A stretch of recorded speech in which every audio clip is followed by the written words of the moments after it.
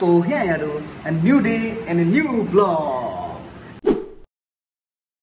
আজিৰ এই থাম্বনেলখন দেখি আপোনালোকে হয়তো ভাবিব পাৰে যে মানে ই হোটেল খুলিছে যেহেতু দুনিয়াৰ হোটেলৰ ভিডিঅ' মাখাই দি থাকিব কিন্তু হোটেলৰ ভিডিঅ' একচুৱেলি নিদিওঁ মানে কিছুমান মানে মোৰ ডিমাণ্ড আহিছিল যে হোটেলৰ আমাৰ নতুন যিহেতু হোটেলখন কি কি আইটেম চলিব সেই আইটেমৰ মানে লিষ্টখন বা মেনু বুলি ক'ব পাৰি সেই মানে সেইখন মানে জানিব খুজিছিল কেইজনমানে মানে মেনু হিচাপত ইমান এতিয়ালৈকে মানে বনোৱা নাই কিন্তু কি কি আইটেম পায় বৰ্তমান বা আজিৰ পৰা মানে ভাতটো আৰম্ভ কৰিছোঁ নিৰামিষ ভাতটো আৰম্ভ কৰিছোঁ তো সেই বস্তুটো মানে দেখাম বুলি ভাবিছোঁ আপোনালোকক ইমান দিনে তো জেৰক্স প্ৰিণ্টিং অনলাইনৰ কাম প্লাছ মানে পৰঠা ৰুটি লুচি চব পাই আছিলোঁ কিন্তু মানে এই ভাতৰ খেলখন আৰম্ভ কৰা নাছিলোঁ তো ভাবিলোঁ যে ভাতৰ খেলখন আৰম্ভ কৰিয়ে দিওঁ কাম বাৰু বহুত কিছু বাকী আছে ধৰি লওক মানে বহুত কিছুমান বৈ বস্তু আনিবও আছে সেইবোৰ আনাই নাই আৰু ধৰি লওক মানে ইয়াতে ফ্ৰিজ এটা দৰকাৰ যিহেতু গৰম দিন ন তো ফ্ৰিজটো দৰকাৰ হ'ব ঠাণ্ডাৰ কাৰণে তো ফ্ৰিজটো আনিব আছে প্লাছ আৰু বহুত কিছু কিবা কিবি কৰিব আছে কিছুমান মানে আৰু মেৰামতি কৰিব আছে সেইবিলাক লাহে লাহে কৰিম আৰু আজি মানে আইটেম ইমান বেছি বনোৱা নাই মানে যিখিনি চিম্পল খানা সেইখিনি চিম্পল খানাখিনি বনাইছোঁ মানে খাৰ চাৰ আছে বা চয়াবিনৰ কিবা আৰু লাবৰা এখন আছে নৰ্মেলখিনি মানে নন ভেজখিনি মানে অলপ দেৰিকৈ বনাম মানে মানুহ ডিমাণ্ডটো চাই দিছোঁ সেইমতে নন ভেজটো পিছলৈকে বনাম কিন্তু অলপ কিছুদিন পিছত সদায় আইটেম বাৰু বেলেগ বেলেগ হ'ব কিন্তু আজি আছে খাৰ লাবৰা এখন আলু ভাজি দালি চাটনি এইখিনিয়ে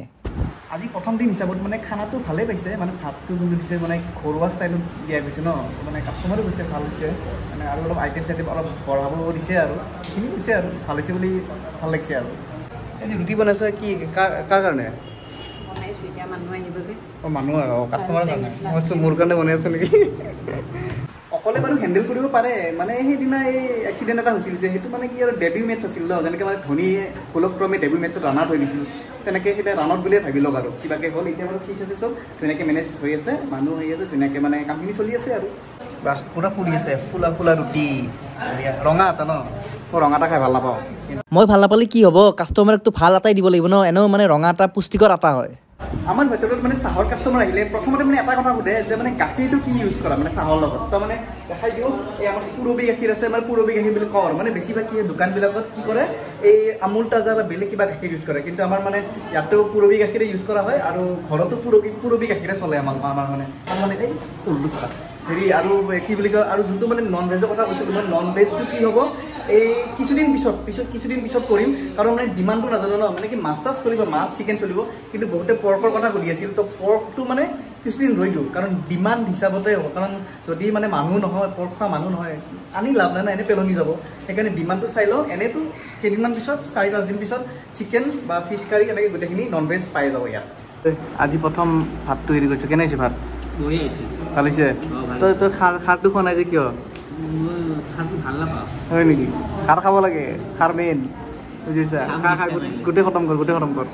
মাজতে এটা কথা কওঁ মানে কি এইখন দোকান খোলাৰ পৰাই মানে বহুতে আহিব চেষ্টা কৰি আছে বা আহিব খুজি আছে মই বাৰু যাক পাৰোঁ এড্ৰেছটো দি দিছোঁ বাৰু আৰু মানে যোনে মানে আহিব পৰা নাই তেওঁলোকৰ মানে লগতে এটা ঘটনা এটা হৈছে মানে সৰু চাই ঘটনা আৰু ক'ব গ'লে মানে মোৰ দুজন লগৰ চিনাকিয়ে ক'ত থাকে নাজানো মানে আহিছিলে আৰু মানে দুদিনমান আগত আহোঁতে কি হ'ল দোকানখনটো বন্ধ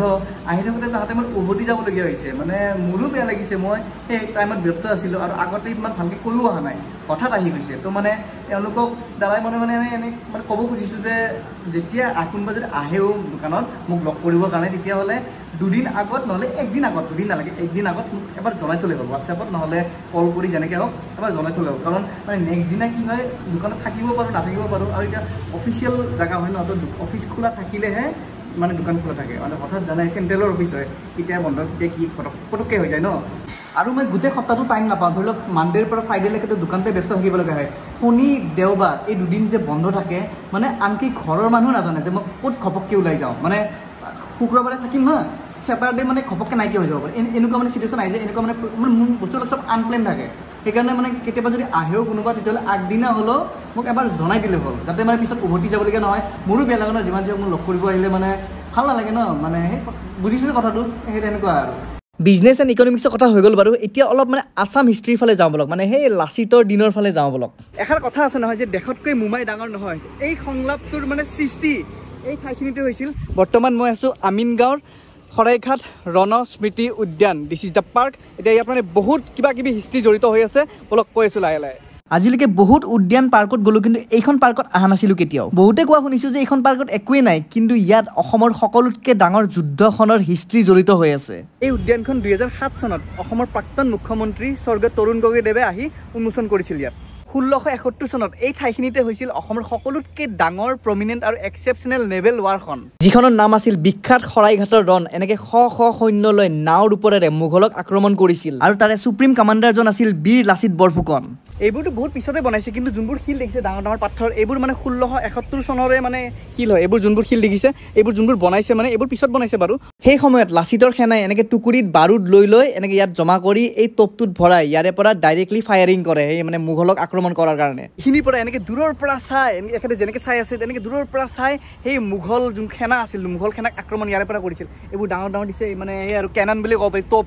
এইবোৰৰ পৰা মানে সেই বাৰুদবিলাক ওলাই ইয়াৰ পৰা ফায়াৰ কৰে আৰু এনেকৈ। মোগলসকলে যেতিয়া আহোমক আক্ৰমণ কৰিব আহিছিল তেতিয়া লাচিত বৰফুকনে নিজে বিচাৰিছিল যে মোগলসকলে এই পানীৰ ৰাস্তাৰে আহক, পানী হৈ আহক, কাৰণ পানীৰ ওপৰত যুদ্ধ কৰাটো ইমান সহজ কথা নহয়। আৰু তেওঁ জানিছিল যে মোগলসকলে এইফালেৰে মানে গুৱাহাটীত এটেক কৰিব, সেইকাৰণে এটা প্লেন বনালে যাতে মানে এই মোগলসকলে এটেক কৰাৰ টাইমত মানে দিশটো চেঞ্জ হৈ যায়, সলনি হৈ বেলেগ ফালেৰে যাতে আহিব পাৰে। মই এইফালে গৰমত তত নাপাই ছায়াত ৰখি আছোঁ, চাওক কি খেচেৰা গৰম পৰিছে আজি, মানে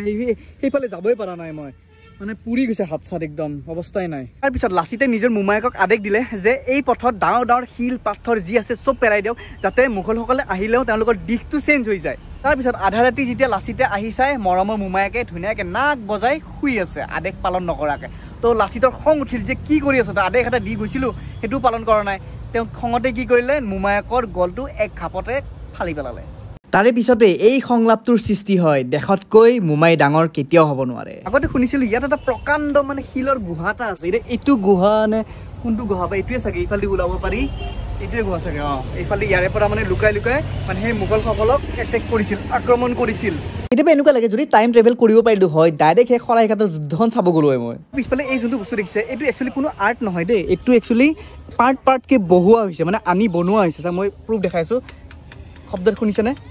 এইটো একচুৱেলি এই পাৰ্টটো গোটেই ব্ৰঞ্জৰ হয়, মানে পাৰ্টকৈ নিছে, ইমান ভাৰী। আৰু 40 কোটি মানে যোনটো বাজেট ইয়াৰে 40 কোটিৰ হয়। চাওক মানে মই যেতিয়া দূৰৰ পৰা মানে সোমাইছিলোঁ, সোমাই ভাবিছিলোঁ যে এইটো এটা পেইণ্ট হয়, কিন্তু পেইণ্ট নহয়, এইটো একচুৱেলি ব্ৰঞ্জৰ এটা মানে প্ৰকাণ্ড মূৰ্তি হয়। চাওক নাৱৰ ওপৰত যেনেকৈ মানে আহোমসকলে যেতিয়া মানে উভতি গৈছিল বা আক্ৰমণ কৰিছিল, সেই এটা দৃশ্য ইয়াত ধুনীয়াকৈ দেখুৱাইছে। সকলোৱে বিশ্বাস নকৰিব, কিন্তু মানে কি এই শিলবোৰ যোনবোৰ দেখিছে, এইবোৰ দিনক দিনে মানে বাঢ়ি গৈ আছে, দিনক দিনে বাঢ়ি গৈ আছে। মানে এটা চায়েন্সৰ ক'ব গ'লে চায়েন্সৰ এটা প্ৰচেছ এটা আছে, সেইটো হ'ল এক্ট্ৰিচন বুলি কয়, মানে অসমীয়াত কি কয় নাজানো, চাই ল'বচোন আপোনালোকে। তো সেই প্ৰচেছ কি হয়, মানে হিট আৰু মিনাৰেল ৰক্স এইবোৰ মানে এবজৰ্ব কৰা বুলি এটা প্ৰচেছ এটা আছে, আৰু সেই প্ৰচেছটোত মানে কি হয়, শিলবোৰ লাহে লাহে বাঢ়ি গৈ থাকে। তো সেই বস্তুটোৱে ইয়াত হৈ আছে। আৰু কিছুমান যে মন্দিৰ বা মঠ মন্দিৰত কোৱা হয় যে এই শিলটো বাঢ়ি আছে, গণেশ মন্দিৰটো বাঢ়ি আছে, তো সেই বস্তুটোৱে হৈ আছে। মানে এইটো প্ৰচেছত কি হয়, মানে টেম্পাৰেচাৰ আৰু কিছুমান মানে হিট প্ৰডিউচিং মিনাৰেলছৰ কাৰণে মানে এই পাথৰবোৰৰ ওপৰত এটা লেয়াৰ পৰি যায়, দিনক দিনে সেই লেয়াৰটো বাঢ়ি গৈ থাকে, তেনেকৈ শিলবোৰ ডাঙৰ হৈ গৈ থাকে। মানে মোগলসকলক 17 বাৰ হাৰাইছে যুদ্ধত, আৰু মানে এয়াই সম্ভৱ হৈছে লাচিতৰ ৱাৰ টেকনিক্স আৰু স্মাৰ্টনেছৰ কাৰণে। বহুত স্মাৰ্ট আছিল, আৰু যোনবোৰ টেকনিক ইউজ কৰিছিল মানে যুদ্ধত, মানে কোনো পাত্তা পোৱা নাছিল। আৰু ৰ'ব অলপ টাইম বাহিৰত গৈ মানে বস্তু এটা দেখাওঁ। চাওক এই ৰাস্তাটো যে দেখিছে, মানে আমিনগাঁও হৈ তেনেকৈ মানে হাজো যাব পাৰি ইফালেদি। এই ৰাস্তাটো সেই সময়তে সম্পূৰ্ণভাৱে মানে ব্লক হৈ আছিল, মানে পাথৰ, মানে গছ গছনি, জংঘল, এই তাৰে মাজতে মানে এই যুদ্ধখন হৈছিল। বাৰু এটা টিকেট কাউণ্টাৰ এটা আছে দেখিছে, কিন্তু ইয়াত টিকেট নলয়, মানে এনে কাউণ্টাৰটো বনাইছে, টিকেট নলয়, একদম ফ্ৰী হয়। আৰু ইয়াত যে টিকেট নলয় বুলি কৈছিলোঁ, মানে কি যিমান যি হওক মানুহখিনি যিখিনি আহে, মানে এই মন্দিৰ যোনটো আছে গণেশ